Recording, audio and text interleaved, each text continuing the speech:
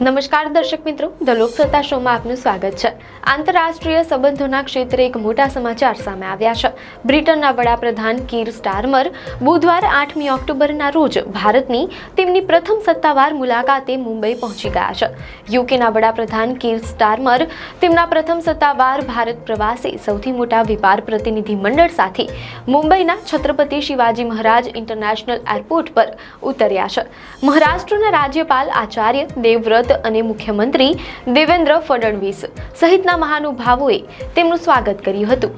વડાપ્રધાન નરેન્દ્ર મોદીએ ટ્વીટ કરીને તેમનું સ્વાગત કર્યું અને લખ્યું કે યુકેના પીએમ કીર સ્ટારમરનું ભારતની ઐતિહાસિક પ્રથમ મુલાકાત માટે સ્વાગત છે। અમારું લક્ષ્ય મજબૂત અને પરસ્પર સમૃદ્ધિનું ભવિષ્ય છે। આ 2 દિવસીય મુલાકાત દરમિયાન પીએમ મોદી અને પીએમ સ્ટારમર આવતીકાલે Bharat UK comprehensive strategic partnership અને વિઝન 2035ની સમીક્ષા કરશે। વેપાર, ટેકનોલોજી અને વૈશ્વિક સહકારના મુદ્દાઓ પર ચર્ચા થશે।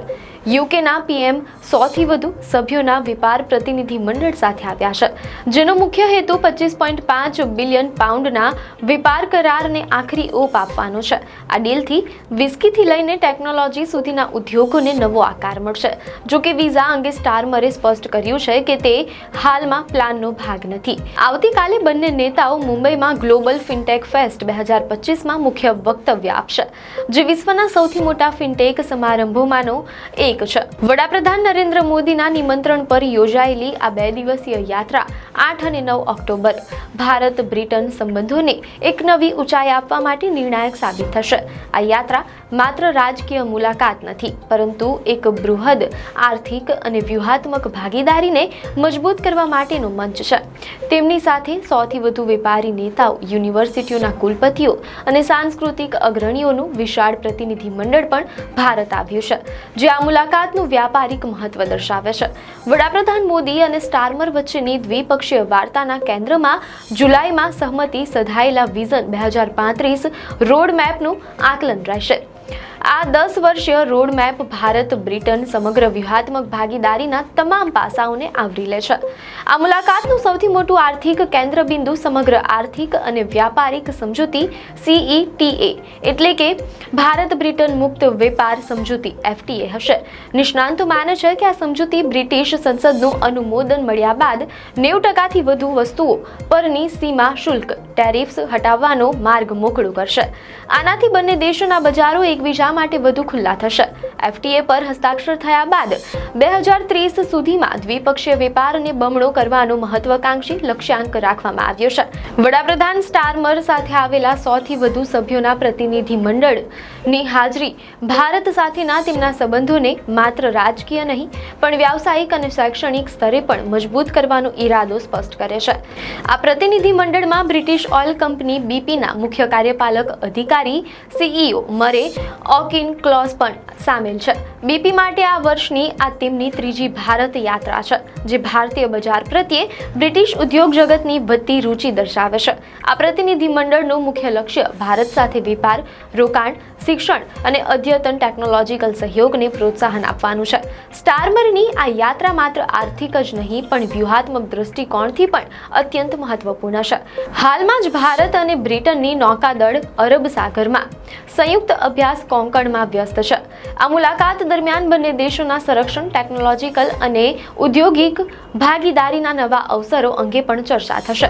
આ યાત્રા દરમિયાન બંને નેતાઓ મુંબઈમાં આયોજિત ગ્લોબલ ફિનટેક ફેસ્ટને પણ સંબોધિત કરશે। મીડિયા હવાલો અનુસાર અહીં ખાસ કરીને ગયા વર્ષે શરૂ કરાયેલી ભારત બ્રિટન ટેકનોલોજી સુરક્ષા પહેલ TSI હેઠળના મુખ્ય ક્ષેત્રો પર ભાર મૂકવામાં આવશે। આ ક્ષેત્રોમાં ટેલિકોમ્યુનિકેશન, આર્ટિફિશિયલ ઇન્ટેલિજન્સ એટલે કે AI, ક્વોન્ટમ કમ્પ્યુટિંગ, બાયોટેક અને મહત્વપૂર્ણ ખનિજોમાં સહયોગ વધારવા પર ભાર મૂકાશે। બ્રિટિશ એરવેઝના CEO સીન ડોયલે પણ ભારતને મહત્વપૂર્ણ સહયોગી ગણાવ્યું છે। એરલાઇન તેના ફ્લાઇટ નેટવર્કનું વિસ્તરણ કરીને હાલમાં દિલ્હી, મુંબઈ, બેંગલુરુ, હૈદરાબાદ અને ચેન્નઈથી જે સાપ્તાહિક 56 ઉડાનનું સંચાલન કરે છે, તેમાં નોંધપાત્ર વધારો કરવા માંગે છે। વડાપ્રધાન કીર સ્ટારમરની આ પ્રથમ ભારત યાત્રા બ્રિટનની ઇન્ડો પેસિફિક ક્ષેત્રમાં તેની હાજરી અને રસને મજબૂત રીતે સ્થાપિત કરે છે। ભારત આજે વિશ્વની સૌથી ઝડપથી વિકસતી અર્થવ્યવસ્થા છે અને બ્રિટન ભારતને તેના મુખ્ય વૈશ્વિક વ્યૂહાત્મક અને આર્થિક ભાગીદાર તરીકે જોઈ રહ્યું છે. વ્યાપાર, ટેકનોલોજી અને સંરક્ષણમાં સહયોગના વધારાથી બંને દેશોના યુવાનો માટે રોજગાર અને સંશોધનની નવી તકો ઊભી થશે. આગામી 2 દિવસની વાતચીતથી સ્પષ્ટ થઈ જશે કે વિઝન 2035ને સાકાર કરવાની દિશામાં બંને દેશો કેટલા ગંભીર છે અને ફ્રી ટ્રેડ એગ્રીમેન્ટ FTA ક્યારે અંતિમ સ્વરૂપ લેશે. બંને નેતાઓ વચ્ચેની આ બેઠક ભારત-બ્રિટન સંબંધોના ઇતિહાસમાં એક નવા અને વધુ ઊંડા અધ્યાયની શરૂઆત કરશે, જેના પર માત્ર એશિયા જ નહીં પરંતુ સમગ્ર વિશ્વની નજર ટકેલી છે. તો સ્પષ્ટ છે કે બ્રિટિશ વડાપ્રધાન કીર સ્ટારમરની આ પ્રથમ ભારત યાત્રા ભારત-બ્રિટન સંબંધોના ઇતિહાસમાં એક નિર્ણાયક વળાંક સાબિત થવા જઈ રહી છે. આપને માહિતી સારી લાગી હોય તો વિડીયોને લાઇક અને શેર કરજો, ચેનલને સબસ્ક્રાઇબ કરજો.